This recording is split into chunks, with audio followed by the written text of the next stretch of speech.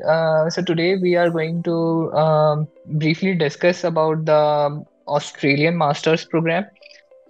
So I'll start with entry requirements of Australian universities. So it's like types of entry requirement for CBSE, ICSE board. If you have a 60 to 65% in your HSC in your best four subjects, it's good.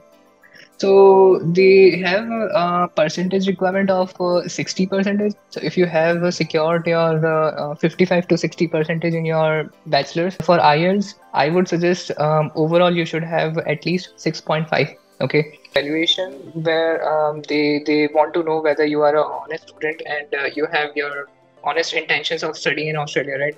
So you need to provide some financial stability that you have this much amount to pay for your master's tuition fees and everything and living expenses as well. Then second thing is they also want to know that you are dedicated student. I mean, you are able to complete if you have started the master's program.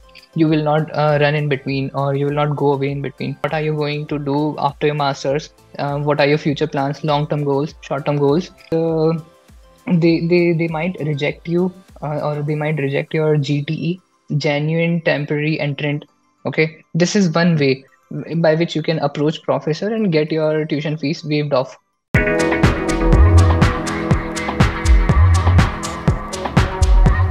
Okay, so welcome Keertan and Sunil. So today we are going to briefly discuss about the Australian Masters program, and the basically we will discuss about eligibility and GT. There is no screen sharing for now. We are just going to have a verbal discussion. There is no presentation, but you can anytime interrupt me. I'll be looking at my content meanwhile. But you can always interrupt me in between if you have any questions, okay? And Okay. this particular podcast is specific about GTE. So I'll start with entry requirements of Australian universities. So it's like types of entry requirements. We have so this is all about entry requirements for now. Okay, there are three types of entry requirements: academic entry requirements, English language requirements, and GTE requirements. So GTE also requires financials, and your academic entry requirement for Australian universities include your undergraduate, of course. There are general academic entry requirements for CBSE, ICSE board. If you have a 60 to 65% in your HSC in your best four subjects, it's good. And if you are in state board, if you have Okay. 65% in your HSC in best four subjects, okay. I'm not talking about all those subjects in your best four subjects, okay. So entry requirement may vary depending on your university and programs, but this is like very generic, okay. Okay, then we have a postgraduate. We have your, of course, for you will be targeting your postgraduate admissions, right? So academic entry requirement for master's program particularly, they follow National Office of Overseas Skill Recognition, okay, which is an Australian government agency assessing level of overseas qualifications. So they will be evaluating your basically bachelor's and all those documents like these are for postgraduate admissions. So they have a percentage requirement of 60 percentage. So if you have secured your 55 to 60 percentage in your bachelor's, it's very good. Okay. Okay, so if you have overall 60% throughout your academics, HSC and bachelor's, that's fine. I mean that's bare minimum requirement. Okay, so this was about academic requirements. Then we have requirements, English language requirements. So we at YourPedia generally suggest students to go for IELTS because it's little easy, Yes. and there are other exams, PTE and TOEFL, but I'll not talk about them. So requirements vary depending on university, but IELTS is accepted mostly. And for IELTS, I would suggest overall you should have at least 6.5. Okay, so I would not suggest if to apply anywhere if you have below six, if your band is below six. But if your band is 6.5 and above, it's very secure zone. Okay, so I don't know whether you have finished your IELTS or not so far. Yes, sir, I did. I gave in my IELTS Mm-hmm. and I Okay, did the great. 6.5 bands. Okay, 6.5 is secure zone, so no worries. Kirtan, would you like to share your story? Yes, sir. I have given my hours and waiting for the result as I have given Okay. pen paper based. Oh, you have given pen paper. What was the intuition behind it? Sir, actually, I have practiced it over the computer based. That's why I'm more comfortable in pen paper. That's why. Okay. Have you inquired like whether pen paper based test there's any difference between pen paper and computer based? Yes, sir. In computer based, we'll get the result earlier, but I found it a bit difficult as it Okay. includes typing and it requires less time to transfer the answer and all. That's why. Yeah. Were you also worried about your handwriting? Yes, sir. Okay, of course. Okay, so So can I let's ask you come one to. thing? Yeah, please. Sir, actually, I completed my diploma. Mm-hmm. It's a 3 years diploma in Mm-hmm. AAA in electrical and electronics. After that, I joined in bachelor's. Okay, that's called as Directly lateral entry. lateral entry. Yeah. Yeah. So now my degree was now my undergraduate degree was recognized as a 3 years degree or 4 years degree. You have BTech degree, right? Yeah, but it's 3 years. I mean, Yes. directly joined in second year. So now my That's degree fine. was recognized as a 3 years degree or 4 years degree. It will be recognized as your 4-year degree if you can prove Okay. all your credits. I mean, you must have received credits from the first year, right? Sir, actually for every BTech student will have total 180 credits. 180 But credits, for me, right? but for me, I have I think approximately 132 credits only because of I joined in 130. second year. Okay, that might create issue while applying. Not sure about Australian masters, but that might create some issue for at least European masters program. Okay. Not sure about Australian masters, but still, I mean, you have BTech degree and you have great cards as well, right? Sir, yeah. So that's fine. That should be fine. We'll come to know more about it by the time in the presentation Okay. itself. Okay, Okay, I sir. have some material prepared for that as well. Okay, So sir. we'll come to Okay. it. Okay. So GPE is your genuine temporary entrant. So basically, this is some kind of evaluation where they want to know whether you are an honest student and you have your honest intentions of studying in Australia, right? And this is temporary, so that the student intend to stay in Australia temporarily. By the time you will be doing masters, right? So objective of GTE assessment is to filter out honest students, genuine students from non-genuine ones. Okay. GTE assessment is conducted at different levels, starting with agent. So you will be submitting all your documents and things to the agent. Then it will be redirected to the university or college where you have applied, and then third stage comes with bureaucracy, where Australian High Commission and all those bureaucrats will evaluate and make a final decision about your candidature. Okay, so this is how it works. And there are some parameters on which they evaluate. See, all these information is available on the Australian Embassy website as well, but I have created some crisp content out of all of that information, okay, so that you can digest it easily. So the parameters are like there are 6 parameters which I boiled down, and first is like overall profile of the applicant, where it includes your academic scores, IELTS score, and work experience. So if you have work experience, that also adds as one good level of amount in your candidature decision making. Then your financial documents. So you need to provide some financial stability, that you have this much amount to pay for your master's tuition fees and everything, and living expenses as well. Then students' awareness of the program structure, cost, units, etc. So basically, they want to know like how well do you know about the program which you are going to study for 2 years or let's say for a year, and do you really have any intellect about such program? So let's say you are a mechanical engineering student and you are applying for computer science student. Even though you have received application, you should be knowing what's the course curriculum, what's the course program, who will be the who will be the supervisors, what are the projects in such domain. So at least some level of information you should know before these interview, okay, before this GTE document preparation. Then they also consider gaps in the student's profile and evidence that you can finish.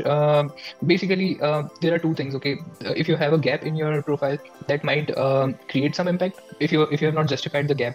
So whatever gap is there in your profile, you have to justify in your CV or in your SOP.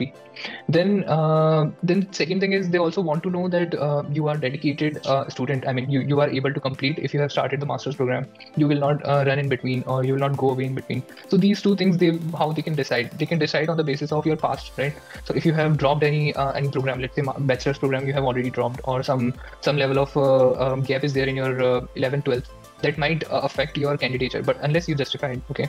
And the final thing that I have realized they are asking is like they also ask about like reasons of choosing not to study in India. Like, why do you not want to study masters in India, and why do you particularly want to study masters in Australia, right? So these kind of questions you should be already prepared if you are looking for GTE. And there are some miscellaneous questions like basically why Australia, why particularly that university, and what are you going to do after your masters, what are your future plans, long term goals, short term goals, and your marital status, your previous employment, your letter of recommendation, etc., etc. Okay, and they also have asked some sort of questions like if you're not married, then when are you planning to get married? If whether you are planning to get married in next 2 years or not. Okay, but what I have seen is like you should be prepared irrespective to any country you're applying. Okay, these questions are very general, and every student who apply for masters or PhD abroad, they kind of face these questions at the time of visa application. Okay, so there's another thing that they might reject you or they might reject your GTE, genuine temporary entrant. Okay, GTE is just like a temporary resident permit for any other country. So in Europe they call it as temporary resident permit. If you are coming for masters, they will give you a two years of temporary resident permit. Similarly, they are calling it for Australia. They are calling it as genuine temporary entrant. So the reasons, yes, please, Kirtan, you want to say something? Yes, sir. What's the acceptance rate in Australia regarding this? Yeah, first I'll come to first I'll tell you the reasons why they reject, and then I'll tell you the acceptance rate as well. Okay, so Okay, yeah, so the rejections are on the basis of history of the student, basically immigration history of the student. Okay, second is immigration history of your dependents or your parents maybe, then applications funding procedure. So let's say if you have not provided proof to enough funding, then also it might get rejected. And then they also inquire about your employment and all those things. So they want to know like whether you if you have already left your current employment or not. Okay, so it might be case that some person already getting employed in India along with the master's program, and that's not justified. Okay, so you need to declare all those things as well, and maybe some issues if there are any with your passport and all those things. So all these things are there. Coming to acceptance, I guess if you are good with the books, they don't reject. That's what I have seen. If you are good with all those points that they have mentioned on their embassy website, it won't get rejected. So just try to be. I mean, I'm not sure about particular number, okay, but what I have seen so far is like if you're good with the books, then it's final. You don't need to worry about anything. Okay. Then maybe. Yeah, there are some miscellaneous rest of the questions. That is all I wanted to discuss, I guess. Now I ask both of you to ask any question if you have any. So what can we get the scholarships? If we get admitted, what are the chances of getting scholarship? So most of the scholarships, so there are multiple options. Okay. Okay. Scholarships, as in to meet your living expenses and tuition fees, right? Tuition fees, right? So there's one way which we suggest to students at YourPedia is like approach professors. Okay, so that the professor itself ask the department that okay, I want this student, and I really want the students because I want to do research and future long-term goals with him. So that we need to provide him or her a waive off for the tuition fees. Okay, this is one way by which you can approach professor and get your tuition fees waived off. Okay. Second thing is when you are applying for the program itself, you will see a scholarship portal as well along with your application. At the time, you need to tick mark the scholarships as well, but these are very limited. So that because in other countries, I have seen that these are first come first serve basis. So right after the applications are open, you should start applying without waiting anything, so that you can see the general scholarships in the same portal. Third thing is you can also check for the scholarships that are third parties. Third party scholarships are like basically advertised on the university website homepage itself. Okay, so you can visit there and apply manually. And fourth mode, which I suggest to personally to students, is like you don't need to worry about basically one of your expenses can be met easily. Either it's living expenses or tuition fees.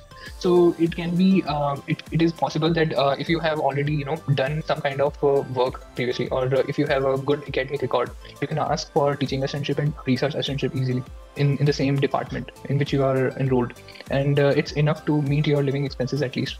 So this fourth mode is something that I suggest to students because this will help you to create a bond with the professor and eventually slide into a PhD program as well. Okay. So I have one question. Yes, please. So what are the advantages of doing masters in Australia over the other countries? I mean, so most of the time in Australia, you will not find any situation where you don't have any job. At the time of masters itself, you will be able to get a job easily. I mean, at the time of masters itself, right after your first semester. That's why people, consider doing masters there, because the job opportunities are more. In Europe, you will see that they have more money putting in research and academia rather than the jobs itself. So it's easy to get a job in other market rather than the doing TA or RA as well. So if you're interested in research, then it's better to go for Europe countries.